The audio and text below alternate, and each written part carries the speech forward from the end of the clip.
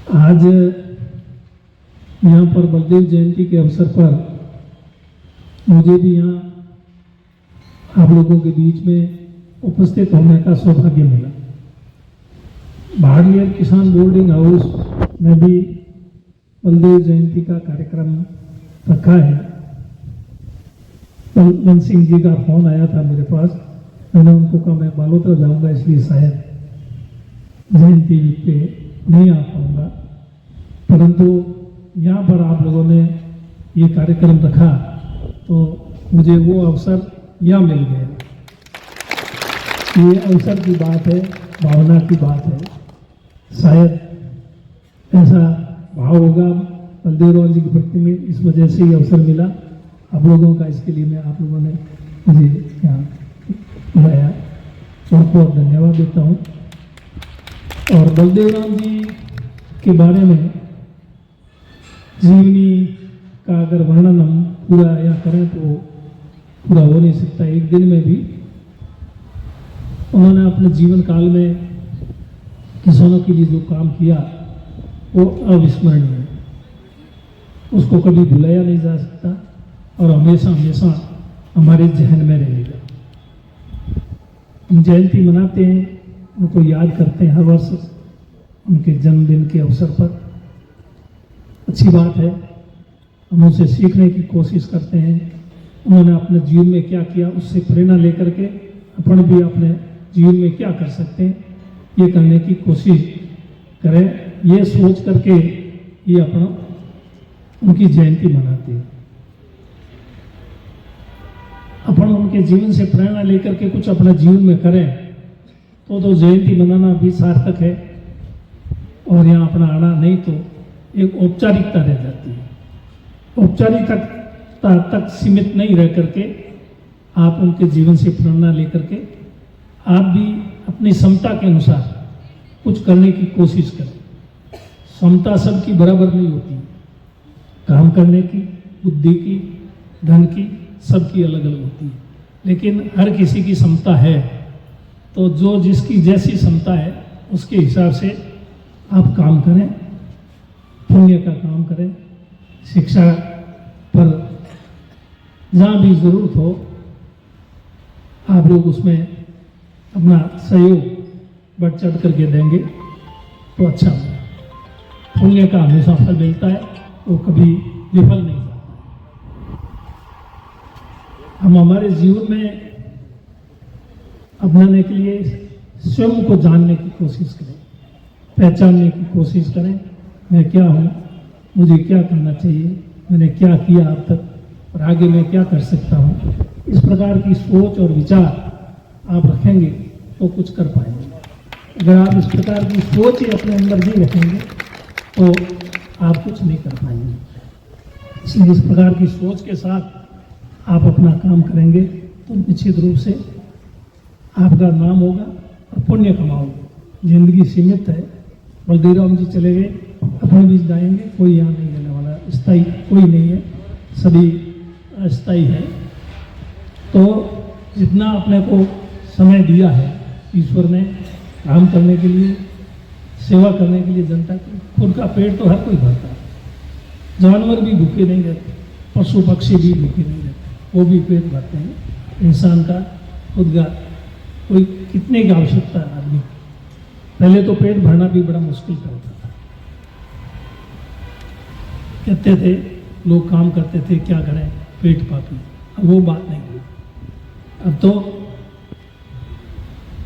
मैं कई बार संतों के प्रवचन भी सुनता हूँ। प्रमाण सागर जी जो कपड़े भी नहीं पहनते, जैनों की शादी है, कठिन तपस्या है उनकी, वो तपस्या कोई कर नहीं सकता। तो वो कहते हैं पेट नहीं, पेट तो भर जाता है। एक आदमी कितनी रोटी खाता है उसकी एक सीमा है, ईश्वर ने बांध दी। कोई 2 खाता, कोई 4 खाता, कोई 5 खाता, कोई 2 रोटी खाओ तो भी 6 घंटे वो काम दे सकती है, और तो 24 घंटों में कितनी रोटी की आवश्यकता है। परंतु पेट ही नहीं भरती, और पेट और पेटी वो नहीं भरती। उसमें जितने दाओ वो डालते जाओ तो वो कम है। इस चक्कर में ना पड़ करके कितना अपन पुण्य कमा सकते हैं, ये अवसर है। इस अवसर को लाभ लेना चाहिए। अपन बहुत सी जगह कार्यक्रम वगैरह होते हैं, उसमें कहते हैं लाभार्थी। लाभार्थी का मतलब उसका लाभ उसने लिया। ये लाभ अपन भी लें जहाँ कहीं अच्छे काम के लिए, जहाँ जरूरत है। फालतू के काम में पैसे नहीं खर्च करें। लोग जहाँ जरूरत नहीं है पैसे खर्च करने की, वहाँ तो खर्च करते हैं, जहाँ जरूरत नहीं वहाँ खर्च नहीं करते। इस पर सोचने की जरूरत है। ऐसो आराम में, शान शौकत में जगह ज़्यादा पैसा खर्च कर देते हैं, वहाँ अगर कम पैसा खर्च करके बचा करके अच्छे काम में लगाए तो वो सही काम है। अभी कुंभराम जी कह रहे थे तो छात्रावास में बच्चे जो पढ़ रहे हैं, कुछ बच्चे ऐसे भी हैं जिनके खाने के भी पैसे वो स्वयं वहन नहीं कर पा रहे हैं। तो ऐसी स्थिति में नबी कुछ लोगों का ऐसे कुछ बच्चे हैं तो सिर्फ खाने की जहाँ तक बात है तो कोई अगर गोद लेना चाहे तो ले सकता है बच्चे को। उसमें अंशोर जी और धोर जी इन्होंने भी एक बच्चे को गोद दिया, और भी कुछ लोग 8-10 बच्चे ऐसे हैं जो बिल्कुल ही फ्री में वहाँ इस कॉम्पिटिशन की तैयारी कर रहे हैं। तो खास करके हमने ये रखा भाई 1 साल के लिए रखो, फिर कोई दूसरा और है। तो ऐसे काम में बहुत बड़ा नहीं है कहना, मतलब इस हैसियत को समझता हो जो आदमी के मेरी इतनी हैसियत है, मैं इतनी मदद कर सकता हूँ, तो उसमें करना चाहिए। वहाँ के नहीं कहीं भी। यहाँ पर ये छात्रावास मदन कौर जी के नेतृत्व में फोकर जी का भी नाम लिया, और भी उनकी पूरी टीम जिन्होंने इसको बनाया। तब तो ये अपने यहाँ बैठने की एक जगह होगी, बच्चों के पढ़ने का भी है। अपन यहाँ जयंती में मना रहे हैं, अगर अपने यहाँ पर ज़मीन 1 इंच भी नहीं होती तब का जयंती मनाने के लिए बैठते का। हालांकि आजकल सराय वगैरह होटलें वगैरह है किराए पर, वो उसमें पैसा लगता है। ये अपना खुद का है, खुद का होता है, दूसरे का दूसरा। तो उन्होंने जो किया वो उनसे आप प्रेरणा लें। पुराने टाइम में बलदेव राम जी, रामदास जी, गंगाराम जी, मदन कौर जी, इन्होंने जो किया है उन सब से प्रेरणा लेकर के अपन भी कुछ थोड़ा करने का प्रयास करें तो कुछ तो कर ही लेंगे। अगर प्रयास ही नहीं करेंगे तो कुछ भी नहीं कर पाएंगे। आज फोकर जी अपने बीच में नहीं है, लेकिन अपन याद करते हैं, इसलिए करते हैं कि उनका योगदान, अगर उनका योगदान नहीं होता तो कोई याद करता क्या। तो ये जाने के बाद में आपको याद करे, ऐसा काम करके जाओ। नहीं जाने के बाद में आपको कोई याद नहीं। और जाना सबको, ये बात दिमाग से निकाल दें कि दुनिया जा रही है, जाती रहेगी, हम तो यही रहेंगे, हम तो जाने वालों में नहीं है। तो जाने वालों में है, और कोई इसमें उम्र का भी कोई लिहाज नहीं है, कब किस समय किसका नंबर आ जाए ये तो ऊपर वाले को पता है, उसके सिवाय और किसी को खुद को पता होता नहीं जाने वालों को। अच्छा काम करें, यही मैं तो आप लोगों से उम्मीद करता हूँ। भी कुछ मेरे बारे में ज़्यादा ही कहा, ऐसा कुछ नहीं किया, थोड़ा बहुत करने का प्रयास किया, कुछ थोड़ा हुआ तो अच्छा ठीक है, तो नहीं मैं क्या करूँ, मेरी क्या होता है, मेरी क्या है इसमें, क्योंकि मैं करूँ, मैंने कुछ नहीं किया।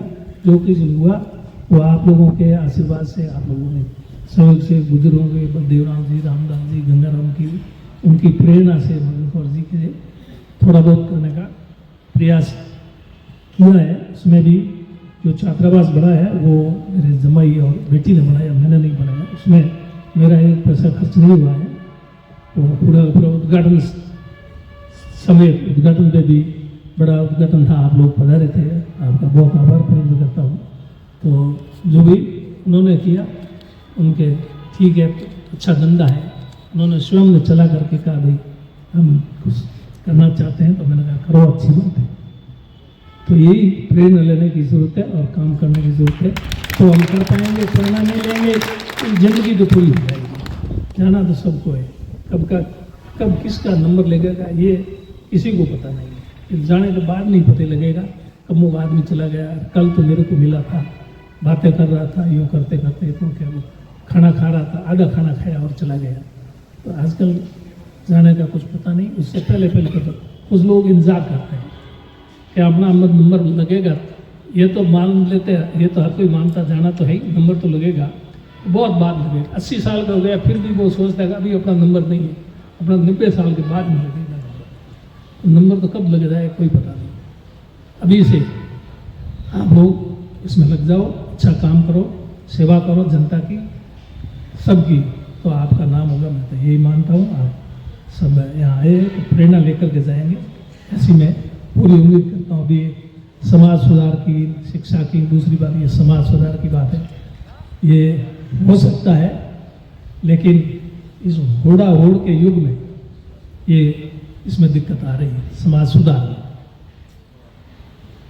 मैं सबसे ज़्यादा अच्छा करके बता दूँ समाज में, इस होड़ में होड़ा होड़ बंगावे गोड़ वाली बात है, तो इस होड़ा होड़ में मत करो, किसी की होड़ मत करो, पड़ोसी की होड़ मत करो, भाई की भी होड़ मत करो। अपना काम है वो किए जाओ और होड़ करो अच्छे काम में। अच्छा काम जिस किसी ने भी किया है उससे होड़ करो कि इससे मैं और अच्छा करके बता सकता हूँ, तो बताओ, अच्छी बात है, उसमें होड़ करना अच्छी बात है। लेकिन बाकी चीज़ों में होड़ करके पैसा खर्च करने वाली जो है नहीं, अपनी परिपाटी, इसको बंद करो और पैसा बचा के अच्छे काम में लगाओ। धन्यवाद।